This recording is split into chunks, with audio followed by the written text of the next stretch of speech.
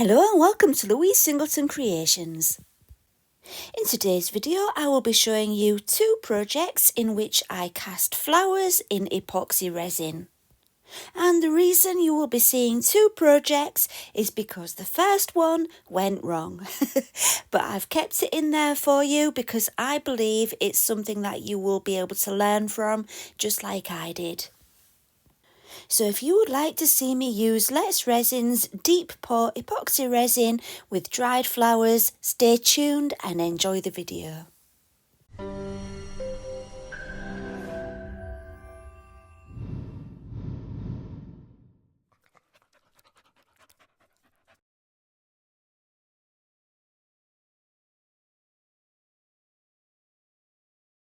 So let's start with the project that took an unexpected turn. For this one, I'm using the set of 3 tea light holder moulds from Let's Resin, along with Let's Resin's deep pour resin. The deep pour resin is a 2:1 mixing ratio by volume. I measured out 250 millilitres of part A and 125 millilitres of part B. I mixed it slowly and thoroughly for around 3 minutes until it was completely clear with no striations in there and I could tell that it was completely mixed. Then I left it to stand while I prepared my flowers into the moulds. So these are the flowers I'm using today. They're already dried and they're called Statis. And I don't know if you can tell, but they're unusually bright and vibrant for dried Statis flowers. I've dried these and used these many times before and they work beautifully in epoxy resin, but they're normally a paler blue. So when I saw how bright these had turned out, I thought, oh yeah, these will look lovely in resin. They've dried so well. But that is where I made my mistake. You know when people say if something looks too good to be true, it probably isn't true. Well, I should have, thought about that. I think that these flowers were artificially dyed. Before they were picked, they will have been given coloured water to make them that bright colour, and then they were dried. I think that's what's happened, because you'll see what happens later on. But never mind, I will still show you the process because you might be able to learn from that. Everything else that I did, other than my bad decision in using these flowers, was the way I would recommend doing it, and everything else turned out great. In fact, you know what? My initial reaction when I saw these, when they had cured, was, oh no. But then I realised that my ugly ducklings were beautiful swans when I looked at them in a different light. So stick with me on this one. It won't take long and then we're going to get on to another one. So once I'd finished adding all the Statis and arranging it so that I was happy with it, I took these white flowers, which I believe some people call baby's breath. I know, obviously, that's not the proper name. I can't think what it is at the moment. But anyway, I'm putting those little white flowers in. You often get those in bouquets as a filler, and they do work really well if you dry them and put them in resin. So I'm just filling up all the space with those. Once I'd finished packing as many flowers as I could into the moulds, it was time to add the resin. I poured it in slowly and carefully, and then once they were all full, I left them to cure for 2 days. When you're using a deep pour resin, you do need to leave it longer to cure. Okay, it's 2 days later, and do you see what I see? It looks quite yellow, doesn't it? And that's not the epoxy resin that was yellow. I mean, there was a little bit of a tinge to the part B of the resin you will have seen when I was first mixing it. But I used exactly the same resin for my second project, which you will see soon, and there was no yellow to that. And so, yeah, this yellowness wasn't the epoxy resin. I think this was caused by the dye in the flowers, but hey ho, we'll see what happens when we demold them. But first of all, what I do need to do, after trimming all those stems, what I did was I filled the moulds up a little bit with some UV resin, because these had been in my pressure pot. When you cure resin in a pressure pot, the volume does decrease and you need to fill up a little bit on the top. The quickest way to do that is with UV resin, and I use Let's Resin's UV resin. I did actually add a little bit of glitter in there as well. The glitter didn't work with the finished look because, you know, it was more of an antique-y effect, and the glitter didn't work with that. But I wasn't expecting it to have an antique effect. The glitter would have worked if it hadn't have gone wrong, if you get what I mean. Anyway, I was still guessing with that glitter situation at that point. I still didn't know exactly how they would look when they came out of the mould.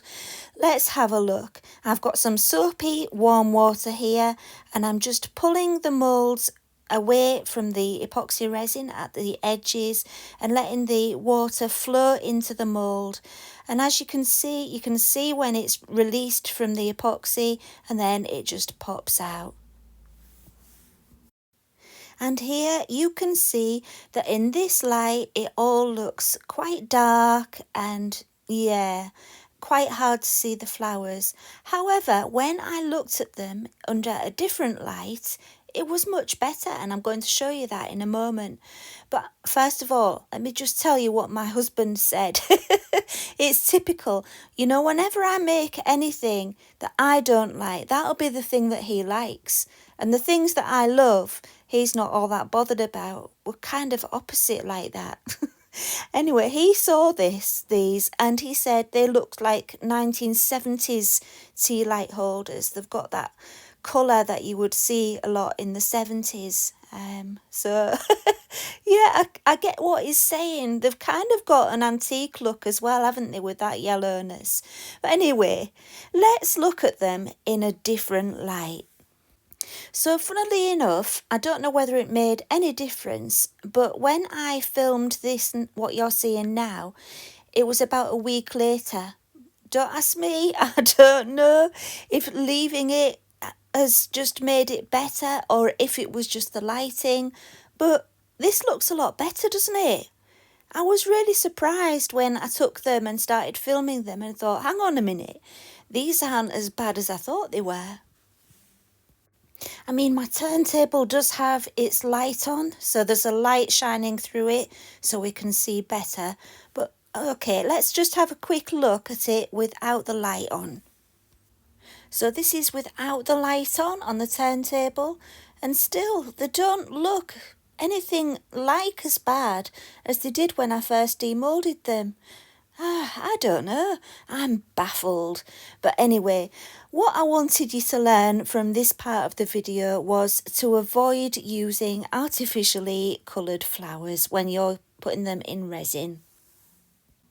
So after that, I decided I couldn't just make a video of that because I didn't want people thinking that it was the resin that made it look a little bit weird.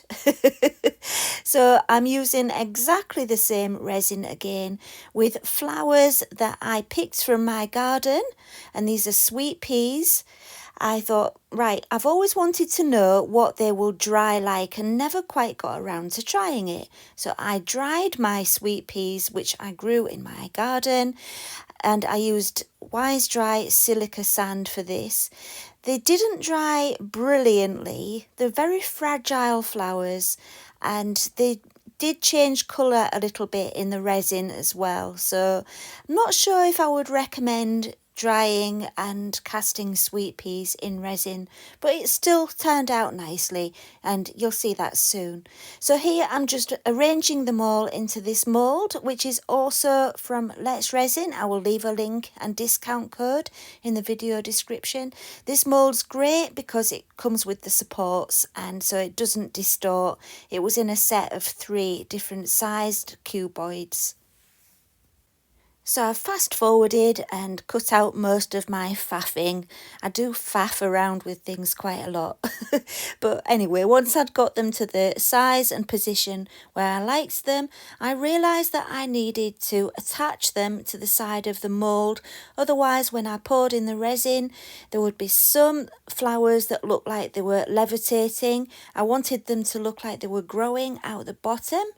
And yeah, they would definitely not all stay at the bottom like that if I just left them as they were. So I decided to pour in some UV resin with it stood up like that, so just at the base, and then cure it so that they would all stay stuck to the bottom, what will be the bottom of the mould, if you get what I mean. It was hard to film it so that you could see it, but yeah, I think you can see what I've done. I've only added a small amount of UV resin, and I'm just using a stem that I've cut off one of the flowers just to move it around to make sure that all the stems are stuck in the UV resin. I wasn't too worried about completely covering the surface of that face of the mould, just as long as all the sweet peas were in the resin and attached. That's all that I was worried about. And when I was happy with the position, I cured them for 2 minutes with my UV lamp, which is also from Let's Resin. After curing the UV resin for 2 minutes, I decided to brush on a little bit of green mica powder onto the tacky UV resin. And yeah, I just thought, why not? Let's see if that makes it look a little bit more authentic, like they're coming from the ground. And you can't really see what I'm doing, but I am being very careful because I didn't want the mica powder to stick to the sides of the mould, just to that bottom bit that I'd just done. And when that was done, it was time to pour in my epoxy resin, which I mixed up just in the same way as before and poured in very slowly and carefully. Let's Resin's deep pour resin does degas quite well by itself, but if you wanted to, you could put it in the pressure pot for some extra clarity. This time I didn't because I already had something in my pressure pot. But yeah, once this was all filled up, and cured, I did have a petal that was sticking out. And so what I did off camera was I just trimmed off the petal. This is when it was cured, and added one last thin layer of Let's Resin's epoxy resin. It wasn't the deep pour one, it was just the normal epoxy resin, but I didn't film that. So anyway, yeah, I let this cure for 2 days, then snipped off the petal that was sticking out the surface and gave it a very thin layer of Let's Resin's epoxy resin. And then it was time to demould. So here we are, and we've got another colour change going on, haven't we? They were pink, they're now kind of a lavender lilac-y colour, but never mind. They're still pretty. And yeah, it's one of those things you learn as you go along with flowers. Different flowers do behave differently in epoxy resin. And yeah, these ones unfortunately lost some of their pinkness, but let's have a look how they turned out when they were out of the mould. So there we are. There are a few micro bubbles in there, and that's mainly, I think, because I should have dried the flowers slightly longer. I was a bit worried with them being very fragile flowers, that if I dried them for too long, they would just kind of fall to bits. These had about a week, and yeah, I don't know. It's a difficult one when it's fragile flowers. You don't know whether to give them longer or not. But anyway, they were dry enough, and I think they've just released a few little bubbles in there. But other than that, it's pretty good. And here it is on the good old turntable. It is good to put it on the turntable and have a look at all angles. So yeah, I think it's very pretty. And sweet peas are my mum's favourite flowers, so this will be going to her. Honestly, her house is full of my stuff. Most of my things go to her. But my mum loves sweet peas because my dad used to grow them for her.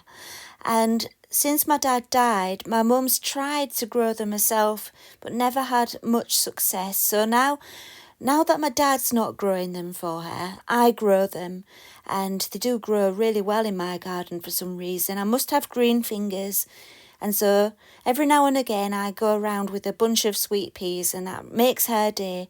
So now when the summer's finished, she can still look at the sweet peas.